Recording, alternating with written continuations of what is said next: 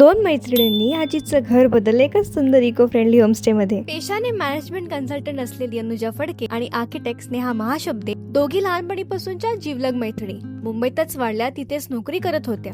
Trekking, adventure यांची आवड आणि निसर्गावरचा अगाध प्रेम यामुळेच सुट्टी मिळाली की त्या पुन्हा पुन्हा गावाकडे धावत. रायगड जिल्ह्यातल्या छोट्या लोणेरे गावात अनुजाची आजी शोभना जोशी यांचं घर होतं. आजीने तब्बल 30 वर्ष प्रेम आणि श्रमाने हजारो झाडं, पानं, फुलांचं लहानसं जंगल उभारलं होतं. इथे आल्यावर त्यांना आजीच्या मायेचा उबदार स्पर्श आणि निसर्गाची गोड मनशांती दोन्ही मिळायचे. जेव्हा दोघीही करिअर सोडून काहीतरी वेगळं करण्याचा विचार करू लागले तेव्हा प्रथम त्यांना आजीच्या गावाची आठवण झाली. त्यांनी विचार केला, ज्या मनशांतीचा अनुभव आम्हाला इथे मिळतो तो इतरांनाही का मिळू नये, आणि मग स्वतःच्या सेव्हिंग्स घेऊन त्या गावातच परतल्या. आजीच्या परवानगी आणि आशीर्वादानं त्यांनी आजीचं 5 एकरचं मिनी जंगल एक आकर्षक होमस्टे मध्ये बदलण्याचा निर्णय घेतला. या नॅचरल फार्मच्या मध्यभागी त्यांनी इको फ्रेंडली पद्धतीने 4 सुंदर खोल्यांचं कॉटेज बांधलं. 6 महिने स्वतः मेहनत घेऊन बाग आणि घर सजवलं. 2019 मध्ये तर कोकम ट्रीचे दरवाजे पाहुण्यांसाठी उघडले. गावातलं हे पहिलंच इको फ्रेंडली होमस्टे जिथे लोकल आणि रिसायकल साहित्य वापरून सगळं उभारलं गेलं. यामुळे गावातील अनेकांना रोजगारही मिळाला.